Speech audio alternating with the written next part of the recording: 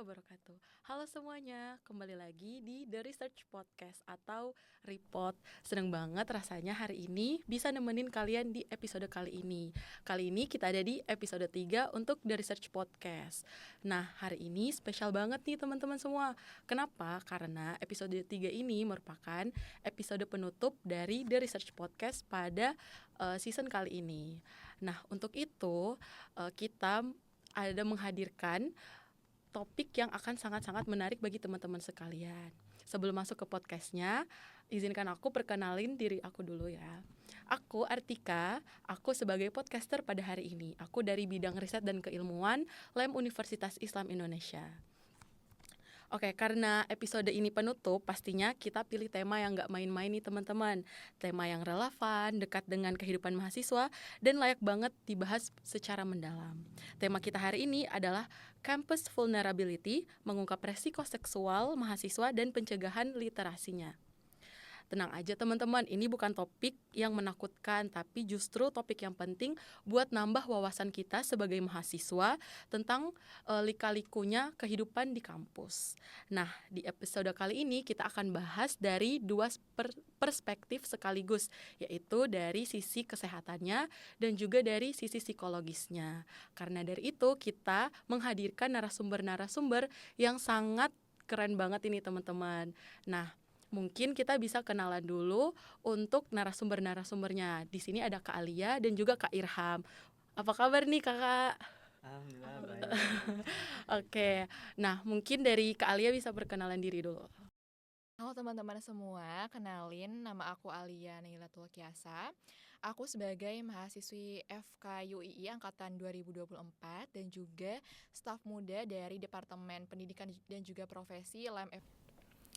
Oke, Next ke Kak Irham. perkenalkan, nama aku Irham Syah Ali Hidayah Naibaho. Aku jurusan psikologi dari Fakultas Psikologi UII, dari Himapsi, tapi periode lalu sih, PSDM, pengembangan sumber daya manusia, seperti itu. Oke, jadi kita mungkin bisa langsung masuk ke podcast kita pada hari ini ya, ke topik utamanya. Oke, jadi aku mau nanya satu pertanyaan buat memantik kali ya bahasanya itu. Untuk itu aku mau tanya nih, menurut Kak Alia sama Kak Irham dari sisi kesehatannya dan dari sisi psikologisnya itu apa sih yang bikin mahasiswa itu rentan terhadap resiko seksual di lingkungan kampus? Mungkin bisa dari Kak Alia dulu di kesehatannya. Ini yang pertama dari keluarga dulu ya Kak. Jadi kita sebagai anak kuliahan yang apalagi merantau gitu ya. Jadi karena jauhnya dari keluarga, alhasil kontrol dari keluarga tuh semakin berkurang ke kita. Karena kan kalau misalnya kita lagi ada di rumah, itu kalau misalnya kita mau keluar rumah, pasti keluarga tuh bertanya, kamu mau kemana gitu kan, pakaiannya kok formal banget nih gitu kan, mau main kemana. Jadi karena ada keluarga ini membatasi diri kita gitu Kak, untuk menjauhi dari hal-hal yang pergaulan bebas gitu kan. Tapi kalau misalnya kita sekarang itu sudah merantau, apalagi ngekos itu kan sendiri, jadi celah untuk kita berbohong itu tuh semakin besar gitu loh Kak. Jadi kayak misalnya di chat sama ayah, misalnya kamu mau kemana, terus kayak kita bilang oh mau ya udah tidur, padahal kayak mau main kemana gitu kan. Nah, karena dari kontrol keluarga yang kurang sehingga memudahkan kita untuk masuk ke hal-hal yang berbau seksual seperti itu. Terus yang kedua dari diri kita sendiri. Nah, yang mana dari diri kita sendiri itu yang pertama mungkin dari edukasinya ya Kak. Jadi meskipun kita kadang udah tahu nih hal seperti ini bakal menyebabkan kayak gini, tapi karena edukasi tersebut itu hanya diresapi secara sesaat gitu Kak. Jadi kayak ibaratnya tuh cuma sekedar angin lewat aja, kayak masuk telinga kanan keluar telinga kiri gitu kan. Nah, jadi bikin ilmu-ilmu yang sudah didapatkan tentang edukasi seksual tuh nggak masuk ke diri kita, nggak diresapi dengan baik. Terus yang kedua mungkin dari self regulationnya gitu ya Kak. Jadi kita tuh udah tahu kalau hal itu tuh dapat menyebabkan hal ini, tapi karena self regulation kita, kontrol diri kita juga masih lemah gitu, kayak ada kesempatan dikit mungkin pada saat sama pasangan ataupun sama teman, itu membuat kita tuh lebih mudah untuk terjerumus ke hal-hal yang seksual seperti itu. Terus mungkin kalau di lingkungan kampus rentannya karena misalnya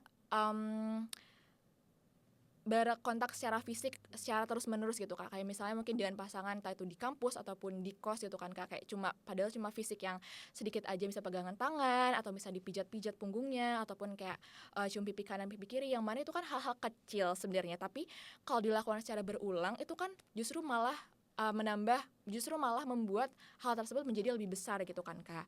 Jadi rentannya ya tadi karena keluarga, diri sendiri, terus kalau misalnya di lingkungan kampus karena hal-hal kecil tadi tapi karena berulang gitu kan Kak ininya perbuatannya, sehingga nanti bisa terjerumus ke hal yang lebih besar kayak gitu. Ya kan itu hal-hal kecil aja tuh. Nah hal-hal kecil itu misal dilakukan itu kayak gini aja bisa nih, mungkin bisa nextnya tuh seperti apa gitu kan. Jadi kayak lebih penasarannya tuh makin tinggi gak sih? Iya. Oke, mungkin dari sisi psikologisnya nih seperti apa? Oke, kalau dari sisi psikologis ya, jadi kerentanan seksual aku mau sharing terkait ngambil dari perspektif lingkungan sih, ya kan? Karena tadi kalau misalnya dari keluarga tuh udah di-mention sama Kak Alia, ya kan? Nah, jadi sama ya, karena mahasiswa itu kan apalagi yang di UI itu mayoritas banyak banget yang anak rantau, gitu, anak rantau, dan cenderung juga mayoritas itu banyak yang barusan ngerasain ngerantau gitu, karena kan beda banget ya dari yang sebelumnya sebelumnya dia siswa SMA yang dekat sama orang tua, tiba-tiba keluar kota atau jauh dari rumah dan hidup sendiri kayak gitu. Jadi hal-hal tersebut itu yang membuat mereka perlu beradaptasi. Nah, dalam tahap itu perlu diperhatikan banget ya untuk mahasiswa-mahasiswa yang barusan merantau untuk memilih circle atau lingkungannya yang sehat gitu. Tahu batasan lah ya. Iya, tahu batasan itu. Karena apalagi kalau misalnya awal tuh belum punya pengalaman ngerantau, belum tahu cara memfilter teman, itu bakal mudah banget untuk terbawa arus. Gitu, terbawa arus, dan pada akhirnya ya karena merantau di kos kayak ada rasa kesepian, butuh teman kayak gitu kan. Nah, pada akhirnya ya tadi ikut rame-rame, ternyata pergaulannya kurang baik dalam tanda kutip gitu kan. Dan hal-hal tersebut itu yang ngebuat ya tadi terjadinya hal-hal yang kita nggak inginkan kayak gitu. Itu dari segi lingkungannya seperti itu. Kayak mahasiswa itu pasti selalu berpikir kalau nggak sekarang ya kapan lagi gitu. Jadi selalu pingin mencoba. Iya. Oke, buat ini nih aku masih penasaran tentang yang kesehatan nih, sisi kesehatannya. Itu tuh kalau misalnya perilaku seksual antar suka sama-sama suka itu tuh banyak gak sih resikonya, banyak gak sih kayak resiko yang sering banget diremehkan atau bahkan itu mahasiswa-mahasiswa yang melakukan itu tuh gak sadar kalau ada resikonya itu gimana Kak dari kesehatan? Oke, untuk resikonya itu banyak ya Kak. Misalnya ada IMS, ada ISK. IMS itu infeksi menular seksual. Nah, yang kata infeksi itu pasti mengacunya ke 4 hal, yaitu jamur, bakteri, virus, dan juga parasit. Nah, kebanyakan IMS ini tuh mengarahnya ke virus dan juga bakteri ya, karena contoh dari IMS itu ada banyak, misalnya HIV atau AIDS, pernah mendengar juga kan. Nah, yang mana HIV AIDS itu adalah Human Immunodeficiency Virus ataupun Acquired Immunodeficiency Syndrome. Jadi itu kayak udah sepaket gitu. Yang mana HIV ini dia itu asalnya dari virus gitu. Jadi virus yang ditularkan entah itu dari spermnya laki-laki ataupun dari darah yang masuk ataupun dari keluar ya kan. Nanti misalnya dia masuk ke dalam mukosanya dari vagina, masuk ke dalam vagina, sehingga nanti si virus ini itu bakalan bereplikasi. Bereplikasi itu artinya dia bereproduksi secara sendiri. Nah, tapi yang namanya virus, dia tuh bukan makhluk hidup Kak, fun fact-nya. Jadi, virus itu dia adalah suatu entitas atau partikel kecil yang bisa menyebabkan infeksi. Nah, kenapa dia tuh nggak termasuk dari makhluk hidup? Karena dia tuh tidak bisa bereproduksi sendiri tanpa dia tuh nggak bisa bereproduksi sendiri. Jadi dia tuh perlu sel host atau sel inangnya. Iya betul, perlu orang lain, sehingga dia tuh nggak disebut makhluk hidup, dan juga dia tuh nggak bertumbuh dan juga berkembang Kak. Jadi dia tuh ukurannya kecil aja, segitu-gitu aja gitu, sampai dia mati pun segitu. Kalau makhluk hidup tuh syarat dikatakan makhluk hidup itu ada banyak, tumbuh berkembang, terus bisa bereproduksi sendiri, bisa bernafas, bisa memetabolisme sendiri kayak gitu. Nah, kalau virus tuh dia nggak bisa, sehingga dia butuh sel hostnya. Nah, terus habis itu pas dia udah masuk, nanti dia bakal bereplikasi, bakal memperbanyak diri, dan dia itu mengambil nutrisi-nutrisi yang ada di sel-sel hostnya. Jadi dia tuh bakal masuk ke sel, terus dia bakal beraplikasi di sana. Nah sehingga dia tuh keluar dari selnya dan memperbanyak diri. Nah untuk yang HIV ini dia tuh termasuknya virus RNA. Jadi ada 2 virus, ada yang RNA dan juga ada yang DNA. Nah yang mana virus RNA ini dia mutasinya tuh sangat cepat. Jadi makanya penyakit HIV dia itu susah untuk diatasi gitu kan Kak. Soalnya kenapa? Karena dia tuh mutasinya cepat. Karena dia tuh virusnya RNA kayak gitu. Nah terus untuk gejalanya apa aja? Jadi untuk gejalanya itu biasanya orang yang HIV itu demam. Jadi demam itu berkepanjangan Kak. Jadi ada yang 2 fase akut dan juga fase kronis. Kalau fase akut tuh fase pas awalnya. Jadi biasa demamnya itu dia berkepanjangan dan dia tuh fluktuatif. Jadi dia tuh naik turun. Terus kalau fase kronis dia tuh naik turunnya perlahan tapi dia lanjut gitu Kak, kayak seminggu terus-terusan demam kayak gitu. Itu yang pertama gejalanya. Terus yang kedua dia tuh penurunan berat badan. Jadi kan virus itu tadi mengambil dari nutrisi tubuh kita kan, kayak dia bereplikasi di sel hostnya. Nah ketika itu membuat tubuh kita itu dia semakin berkurang berat badannya kayak gitu. Terus yang ketiga tuh gejalanya biasanya terjadi ini pembengkakan di daerah kelenjar-kelenjar limfa, misalnya kayak di ketiak, habis itu di leher, terus di selangkangan, yang mana itu terjadi karena si sel-sel imunnya itu berusaha untuk membunuh dari si HIV ini. Dan juga fun fact-nya, HIV itu dia menyerang langsung ke sel imun. Jadi kayak bayangin si HIV ini menyerang tentara kita sendiri. Ngerti gak sih? Jadi dia itu menyerang, namanya pernah dengar sel limfositnya gak Kak? Sel darah putih, pernah dengar kan? Iya, sel darah putih. Jadi dia tuh langsung menyerang tentara kita. Jadi karena tentaranya juga udah mati, siapa yang bakalan menjaga lagi gitu kan? Nah sehingga namanya adalah imunodefisiensi. Defisien kan berarti berkurang, imunnya berarti semakin berkurang. Kenapa? Karena si virus ini dia menyerang sel imun kita sendiri, sel limfosit T kayak gitu, sehingga nanti terjadi gejala-gejala yang tadi kayak gitu Kak. Itu yang pertama adalah HIV. Terus ada juga HSV. HSV itu dia herpes simplex virus. Kayak pernah lihat nggak sih orang-orang yang dia tuh di sekitaran bibir, di sekitaran area kelaminnya tuh ada banyak kayak benjolan-benjolan kecil kayak gitu kan. Dia tuh benjolan kecil yang warnanya tuh putih, terus dia tuh kayak lunak dan juga isinya kayak nanah Kak. Nah itu terjadi karena si virus ini dia tuh menyerang sel epitel kulit. Kalau tadi kan dia menyerang sel darah, sel imun. Kalau si virus herpes ini dia menyerangnya sel kulit kita, entah itu di bagian bawah ataupun biasanya di sini di bagian area mulut, area bibir.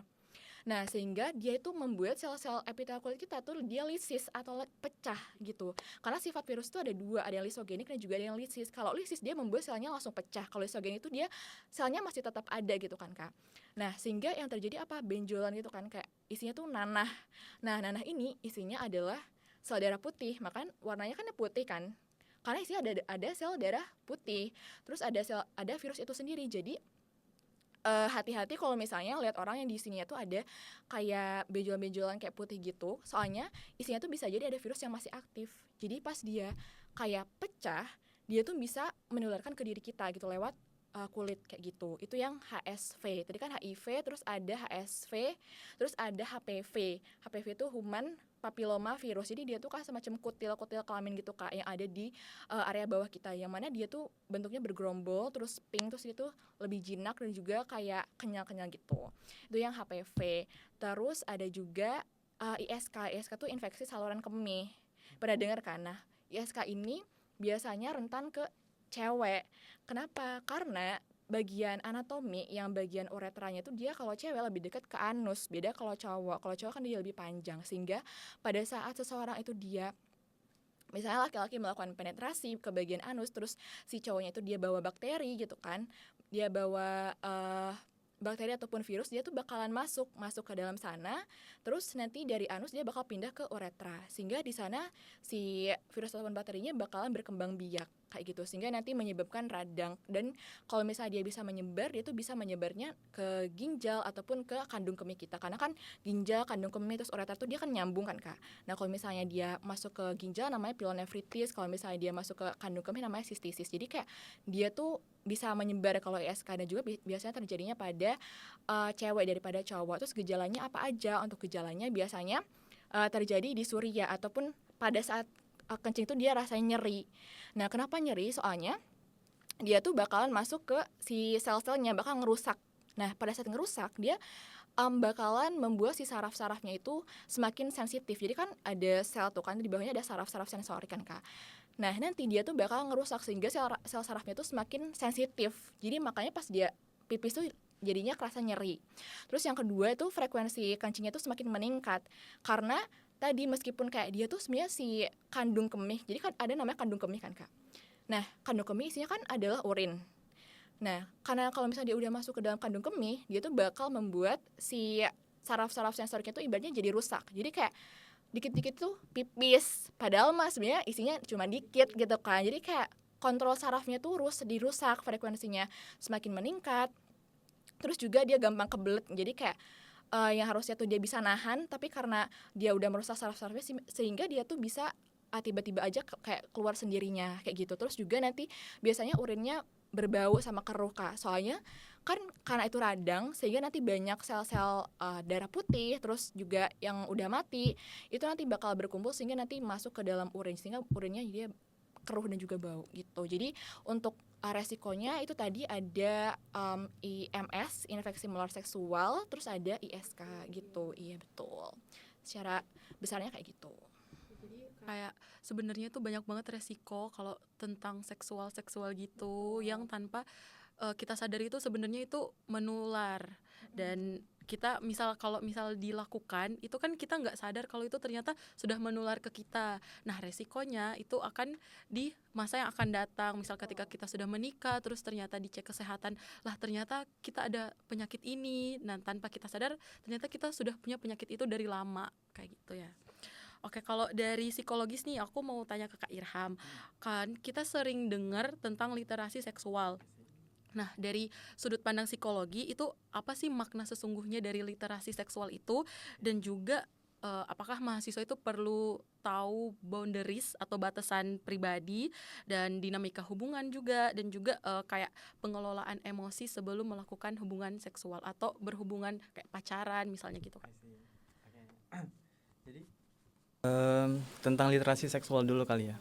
Nah tadi tuh aku insight baru sih yang dijelasin sama Kak Alia. Ternyata separah itu ya ternyata dampaknya. Nah kalau untuk mencegah itu makanya sedari dini kita tuh perlu untuk benar-benar paham tentang literasi seksual tadi gitu. Nah sebenarnya literasi seksual itu tuh harus disampaikan kepada anak bahkan ketika dia masih kecil gitu Kak. Ketika masih kecil. Nah sayangnya beberapa tahun lalu kayak ketika kita masih kecil kan ya Gen Z yang hari ini berkuliah kan itu kelahiran 2003, 2002 sampai 2007 gitu kan.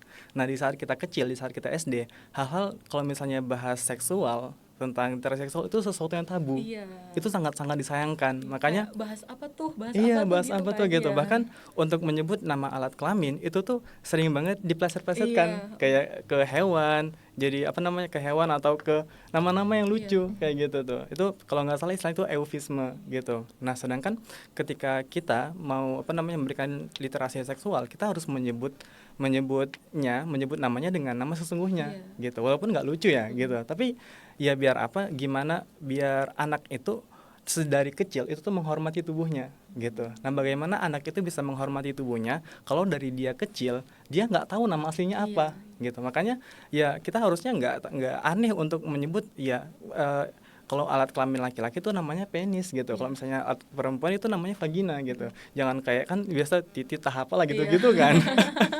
Sebutin aja. Iya gitu. Nah itu sesuatu yang salah gitu.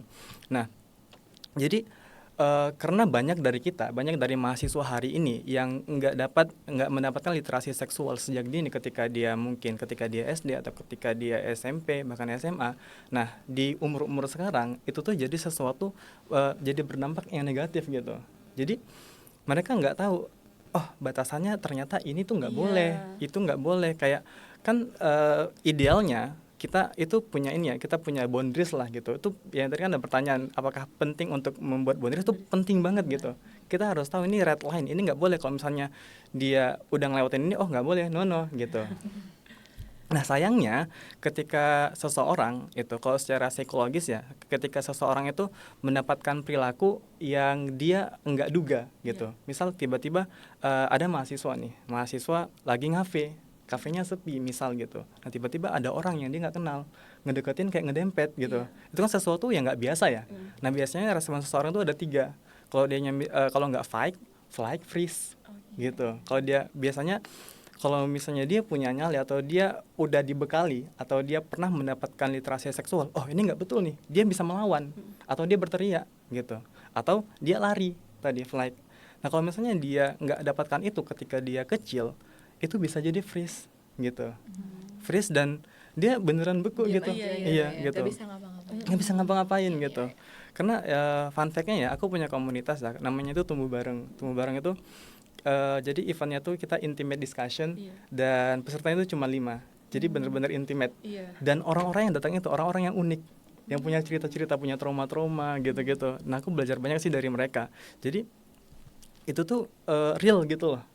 Sepenting itu literasi seksual. Makanya ya walaupun ya kita misal kita nggak mendapatkan itu ketika kita kecil, nggak ada kata terlambat gitu. Maka dari kita ketika kita, soalnya untuk literasi seksual, untuk mengkampanyekan bahwasanya hal seperti itu nggak tabu, itu kan baru saat ini ya, saat ini kayak banyak konten yang ngebahas ini, ngebahas itu. Nah itu nggak ada kata terlambat untuk kita tahu bahwasanya mana bagian-bagian tubuh itu yang harus kita jaga, mana bagian-bagian tubuh tuh ya misal kayak oke loh kalau misalnya tangan masih aman, kita salaman segala macam, tapi kalau misalnya bagian-bagian sensitif, entah bagian bawah, bagian pinggul, bagian atas atau bagian pipi, itu juga udah arutnya itu red line gitu, nggak boleh seperti itu. Nah tadi tentang hubungan ya. Nah hubungan kan mahasiswa sekarang ya banyak ya kayak relationship gitu. Walaupun aku tidak menganjurkan ya. Maksudnya kita kan dewasa, kalau secara agama juga nggak boleh kan. Tapi karena kita bahas secara sosial, nah jadi ada 4 tanda sebenarnya, 4 tanda kalau hubungan itu tuh nggak sehat. Jadi ada namanya John Gottman. John Gottman itu seorang psikolog yang dia meneliti tentang hubungan selama 40 tahun. Jadi lama banget dia. Jadi itu longitudinal penelitiannya. Jadi kalau misalnya orang meneliti sesuatu gimana caranya untuk hubungan itu langgeng, John Gottman itu unik. Dia mencari tahu apa yang menyebabkan hubungan itu berantakan. Gitu. Itu tuh ada 4 gitu.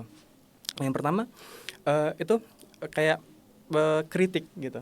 Jadi ketika seseorang 2 orang ini membangun suatu hubungan, udah ada kritik gitu. Ketika ada masalah nih, si pasangan misal si cowok atau si cewek, si cowok biasa kan cowok ya, cowoknya tuh nggak fokus ke masalahnya, tapi dia nyalahin ceweknya, kamu sih nggak kayak gini, kamu sih nggak kayak gitu, kamu sih gitu. Itu tuh udah sebenarnya tuh udah ini ya, udah lampu merah gitu. Wah ini mungkin sekarang ini kita bisa red flag gitu kan, kayak gitu. Itu yang pertama.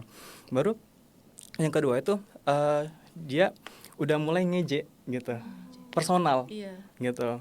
Kamu ini kamu sifatnya ini gitu. Jadi ke sifat, entah mungkin ke body shaming, itu tuh udah nggak sehat gitu. Padahal kita mikirnya biasa aja ya kayak gitu. Kayak kalau disalahin apa kita emang salah ya gitu. Tapi ini dia udah ke sifat kita, dia udah nyerang personal, itu udah nggak sehat. Ke masalahnya bukan ke personalnya gitu. Baru kemudian itu tuh namanya tuh silent treatment kalau sekarang ya, silent treatment. Jadi lagi booming banget tuh silent treatment. itu tuh udah nggak sehat gitu. Karena kalau misalnya ada masalah pasti dikomunikasikan. Ya mungkin butuh waktu, tapi nggak yang harus seminggu didiemin gitu. Jadi kalau misalnya ada tanda-tanda tersebut dalam sebuah hubungan, ya itu kalau menurut John Gottman itu udah nggak sehat gitu, dan perlu untuk mengambil tindakan yang wise gitu, untuk ya mungkin di cut off gitu kan, seperti itu sih. Kalau ini nih, menurut Kak Alia sama Kak Irham, itu berarti sebenarnya mahasiswa itu paham gak sih sama resikonya, atau justru tuh banyak yang terjebak karena literasi seksual itu kurang pada mereka mahasiswa? Karena kan banyak yang pengen coba nih, padahal batasannya itu udah segini, nggak apa-apa lewat dikit batasannya gitu, karena mungkin literasinya itu yang kurang tadi. Nah menurut kakak bagaimana itu? Oke, mungkin aku izin jawab duluan ya. Itu ya, kalau ini menurut aku ya, dan yang aku lihat di kondisi mahasiswa, sebenarnya tuh banyak mahasiswa itu tuh yang udah paham gitu loh, udah paham ini nggak boleh, ini boleh, ini nggak boleh. Tadi kayak yang dibilang Kak Alia juga kan, banyak orang yang udah paham tapi nggak ngelakuin. Nah ini ada lagi ada sebuah penelitian tuh yang menarik banget, itu dilakukan oleh namanya Dr. Edmi Edison, yang tentang neuroscientist. Itu tuh pernah meneliti tentang hubungan antara adiksi sama prefrontal cortex gitu. Nah itu kan beliau itu kan seorang neuroscience ya, tapi itu ketika dalam penelitian itu tuh collab sama psikologi, banyak keilmuan lain gitu. Nah jadi diteliti anak-anak yang punya adiksi sama pornografi gitu, itu tuh pakai EEG gitu kan, diteliti gitu. Ternyata yang unik hasilnya gini deh, aku mau tanya sama kakak gitu. Jadi di antara anak yang teradiksi sama yang gak adiksi, kira-kira ketika tes IQ beda apa sama? Dari namanya aja kayaknya beda ya. Beda ya. Iya. Nah, fun fact-nya sama. Gitu. Jadi setelah diteliti kan memang ada perbedaan di prefrontal cortex-nya, baru dikasih lah Wechsler.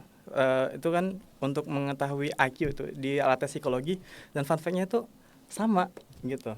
Sama, dan ternyata ketika orang itu memiliki adiksi, itu tuh nggak ngebuat intelektualnya itu berkurang, tapi dia bakal susah untuk kontrol diri. Makanya makanya dampak negatifnya itu mereka tahu tapi mereka nggak ngelakuin apa yang mereka ketahui gitu. Dan mungkin ya itu perlu ke profesional untuk lebih bisa ngontrol dirinya, itu sih kalau dari psikologis ya. Iya. Kalau dari kesehatan nih gimana? Kalau dari aku sendiri, memang yang namanya literasi itu sebenarnya penting ya Kak. Dan juga literasi itu kan gak hanya membaca, mendengar, tapi juga kita memahami dan juga mengaplikasikan. Nah di tahap mengaplikasikan ini banyak sekali dari kita gitu yang dia tuh tidak bisa untuk mengaplikasikannya. Misalnya dia udah tahu kalau misalnya hal ini tuh bisa menyebabkan IMS, bisa menyebabkan ISK. Ya udah mereka sekedar tahu, sekedar baca, sekedar dengar, udah gitu aja. Tapi dia tuh nggak paham kenapa kok bisa terjadinya kayak gini, dan juga kenapa dan juga bagaimana mekanisme itu terjadi tuh nggak tahu gitu kan. Entah itu misalnya dari spermnya atau dari kondomnya dan sebagainya, mereka tuh nggak tahu. Jadi mereka tuh sekedar cuma asal lewat aja, asal dengar aja. Jadi literasinya tuh sebenarnya ada tapi nggak efektif dalam artian dia cuma baca aja dan tidak mengaplikasikan.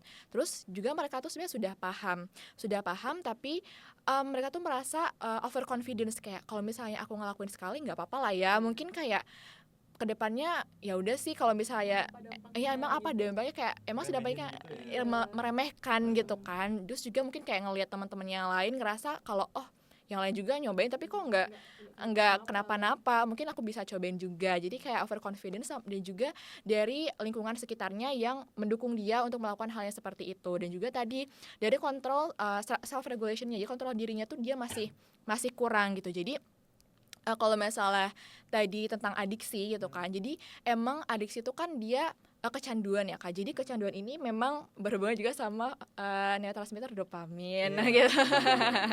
Ya Kakak juga punya dopamin juga. Oke.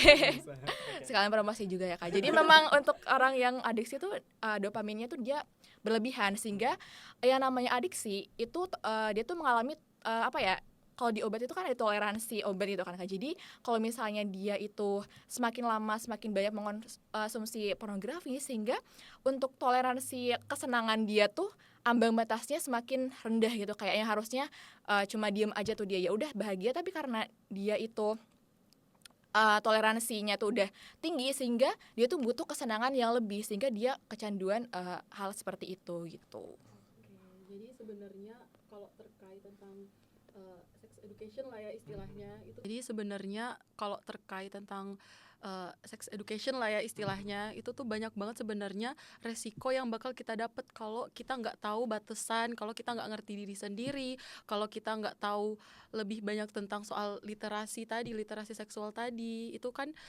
bakal berdampak banget bagi kita sendiri ya. Kayak seru banget ya kayaknya pembahasannya. Dan nggak kerasa kita udah ada di penghujung episode podcast kali ini. Jadi mungkin kita bisa bahas next time ya kali. Oke, jadi nggak terasa kita udah ada di penghujung podcast pada episode 3 kali ini. Nah, teman-teman sekalian, karena ini merupakan episode penutup, jangan lupa kalian nonton episode 1 dan juga episode 2 dari The Research Podcast. Kalian bisa nontonnya di YouTube LEM Universitas Islam Indonesia. Nah, aku mau ngucapin banyak banget terima kasih kepada Kak Alia dan juga Kak Irham yang udah bagiin experience-nya, pemahamannya, pengetahuannya tentang topik kali ini. Oke, sekian dari aku. Sampai bertemu di lain kesempatan. Wassalamualaikum warahmatullahi wabarakatuh. Terima kasih.